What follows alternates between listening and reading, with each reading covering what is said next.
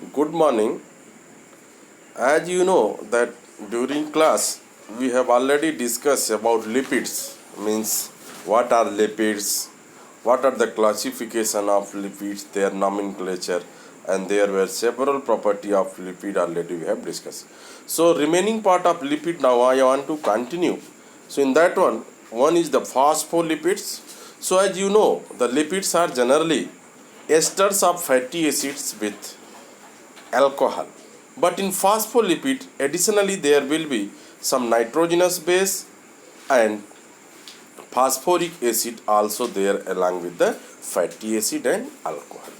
Generally phospholipids are of two types. Glycerophospholipids are also called phosphoglycerides and sphingophospholipids are called sphingomyelins. So first we'll discuss the glycerophospholipids. So these are the major lipids that occur in biological membrane.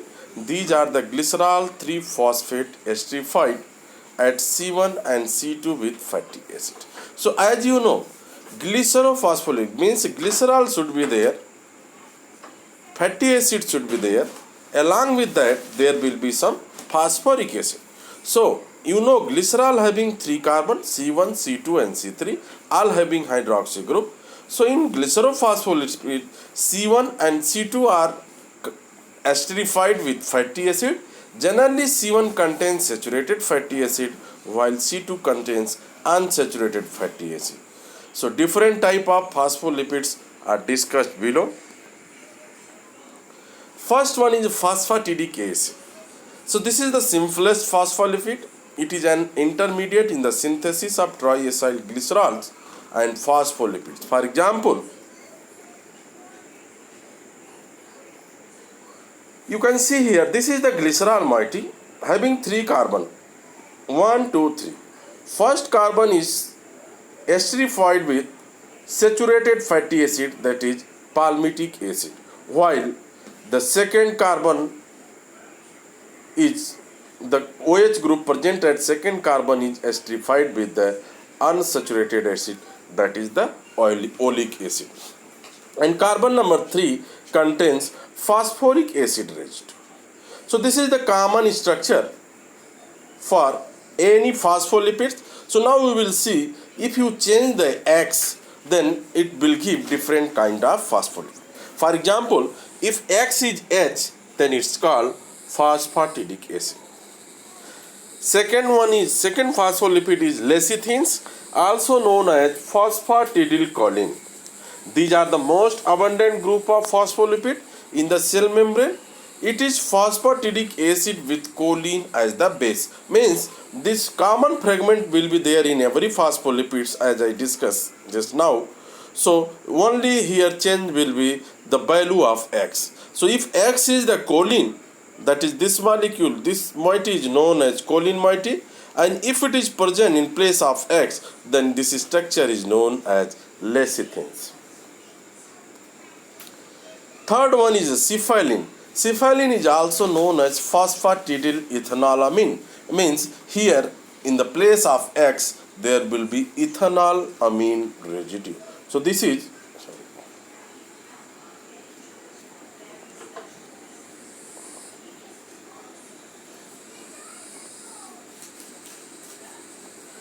ethanolamine residue, and this is present in the cephalin. And remaining part are same as we discussed in the case of phosphatidic acid. So fourth one is phosphatidylserine.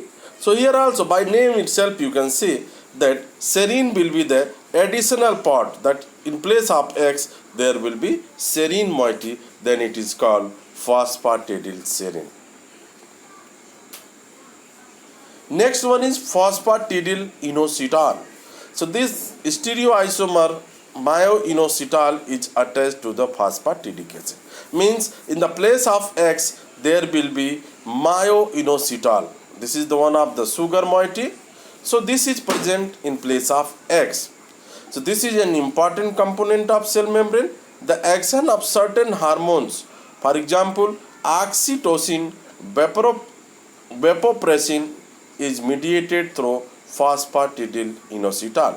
So here also you can see in the structure, in place of X, remaining part are same. Only in place of X, there will be myo-inositol moiety. This one. So then, this is called phosphatidylinositol. Next one is the cardiolipin. So it is named because it was first isolated from the heart muscle. That's why it's called cardiolipin. Structurally, a cardiolipin consists of two molecules of phosphatidic acid held by an additional glycerol through phosphate groups. Means it looks like a dimer molecule. It is an important component of inner mitochondrial membrane and essential for mitochondrial function. So here you can see in place of X, there is this big moiety. This one. If you keep this one, then this is called cardiolipin. Second phospholipid is the sphingophospholipid, are also known as sphingomyelins. These phospholipids do not contain glycerol. Instead, sphingosine as amino alcohol is present in sphingomyelins. Means here, earlier you saw in all phospholipid, generally in glycerophospholipid, glycerol was the alcohol part, but in sphingophospholipid there is another amino acid called sphingosine, that is an alcohol partner in this sphingophospholipid. So sphingosine is attached by an amide linkage to a fatty acid to produce ceramide. The alcohol group of sphingosine is bound to phosphocholine in sphingomyelin structure. So structure you can see here. So this red mark moiety is, this one is sphingosine moiety. So in sphingosine there is alcohol group, there is NH group on the second position, and first position also OH group. So first position, this carbon number 1 contains X, and this X is equal to this. If it is H, then it's called ceramide, and if X is equal to this one big structure, then it's called phosphocholine. Sphingomyelins are important constituents of myelin and are found in good quantity in brain and nervous tissue. Next is the function of phospholipids. So already I have submitted you some book reference and material. You can see there are several functions of phospholipid, but here I mention only few, and this one is there. In association with the proteins, phospholipids form the structural component of membrane and regulate membrane permeability. Phospholipids participate in the absorption of fat from the intestine. Phospholipids also essential for the synthesis of different lipoproteins. Another is the steroids. So steroids is also known as non-saponifiable lipids. What is the meaning of non-saponifiable lipid? Means the lipid which cannot be saponified to the is called non-saponifiable lipid. As you know, in the case of lipids, if you treat lipids with KOH, potassium hydroxide or sodium hydroxide, you will get the soap, and that process is called saponification. But steroids do not have this type of structure. Means it don't contain ester moiety with glycerol and fatty acid. That's why you cannot saponify it. So the common structure of steroids nucleus contains this 5-ring system, pentacyclic compound. So it's having tetracyclic compound. There is four rings. So 3 6-membered ring and 1 5-membered ring. So 6-membered ring is named as A, B, C, and 5-membered is the D. So numbering is in this way.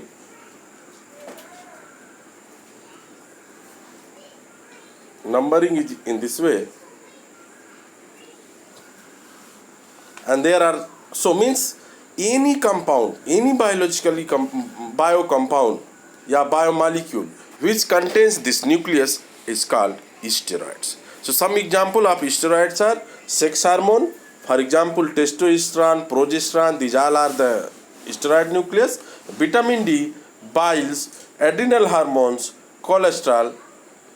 So cholesterol, as you know, it is input and made by the liver. Dietary source include yolk, liver, meat, dairy products. So that is the cholesterol rich product. So steroid are the compound containing a cyclic steroid nucleus, namely cyclopentanoperhydrophenanthrene. So this moiety means all huge moiety, this one is called cyclopentano, means this is the moiety cyclopentano. Since all the rings are saturated, so that is called perhydro, and this three ring system is known as phenanthrene. So overall its name is cyclopentano perhydrophenanthrene, CPP. It consists of a phenanthrene nucleus, that is ABC, attached with a cyclopentane D. There are several steroids in the biological system. These includes cholesterol, bile acid, vitamin D, sex hormone, alkaloids, etc. Cholesterol. So you should know already you know the role of cholesterol. So it's a very important biomolecule present in the biological system. So it is a structural component of cell membrane. As a structural component of plasma membrane, cholesterol is an important determinant of membrane permeability property. Our high cholesterol diet may be unhealthy because excess blood cholesterol lead to the deposition of cholesterol in arteries that causes atherosclerosis. So this is the some heart disease. It will happen if having the excess of cholesterol, because they will deposit in the veins, blood veins or arteries, and they will block the blood flow. So this is the structure of cholesterol. Here you see that all CPP rings are there, means rings A, B, C attached with D. Along with there is side chain, this one. So this structure is known as cholesterol. So it's better you memorize the structure of this one.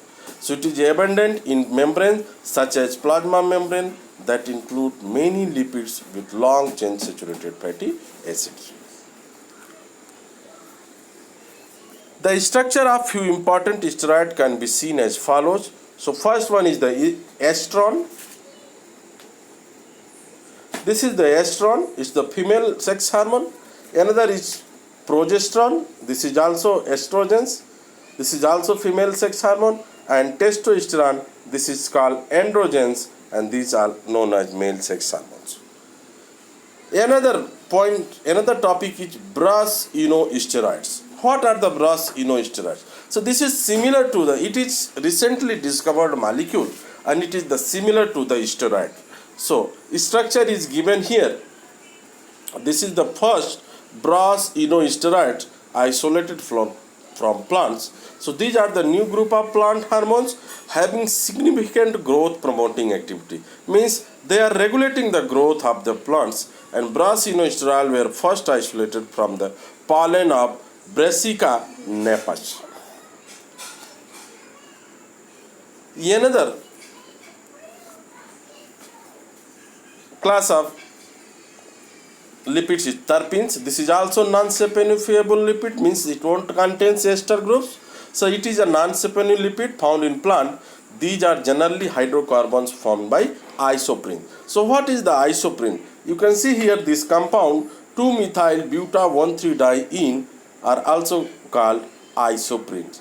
So any terpenes are formed by this isoprene unit. For example, if there are several isoprene units are condensed or polymerized together to give the polyisoprene, and this polyisoprene is known as natural rubber. So this is the very important formula for the natural rubber. So monomer of the natural rubber is isoprene. So isoprene units are linked head to tail fashion in the structure of terpenes. Means as I told that all terpenes are made from the combination of isoprene unit. But this combination of isoprene unit is not random. They are linked together by some rule, and this is called head to tail fashion. So means one isoprene head means suppose that is the carbon number 4, carbon number 1 is attached with the carbon number 4, means 4 1. This is called head to tail linkage. One example is farnesol. So this is the farnesol, is also terpenoids. You see one isoprene unit is up to this, then red one is second one, then this one is the third one. So any terpene molecule will contains number of isoprene unit in head to tail fashion. Another example is limonene. This is the from lemon. It is also terpene and it contains 3 isoprene unit. Sorry, not 3, it's the 2 only. Menthol is also isoprene terpenes. Vitamin A is also terpene molecules. So there is number of isoprene unit in vitamin A. So next one is carotenoids.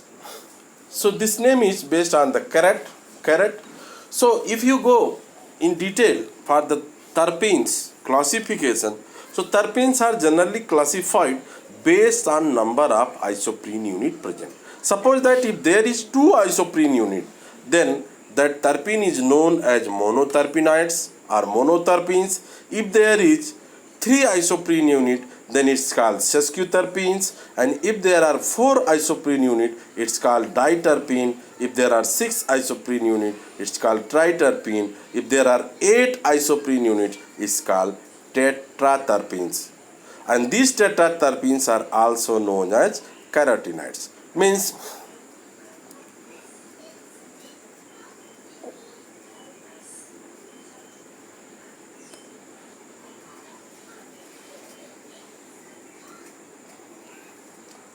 so here, just you see here, I have written this 4 isoprene unit. This is the wrong. It should be 8 isoprene unit. Then 8 isoprene unit will give the tetraterpenoids. So 8 isoprene unit means one isoprene unit having 5 carbon. So total number of carbon in carotenoid will be 40. As you can see, the example of lycopene and beta carotene. So these carotenoids are widely distributed in both plant and animal kingdom, but are exclusively of plant origin. These are isoprene derivative with high degree of unsaturation, and due to presence of many conjugated double bonds, they are red or yellow in color. For example, you see tomato looks like just red because of presence of one carotenoids or tetraterpenes called lycopene. While another one is the pigment of carrot.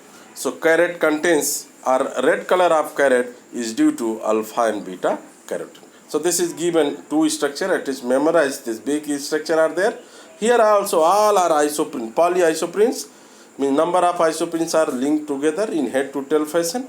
Another one beta carotene. So just memorize these 2 structure.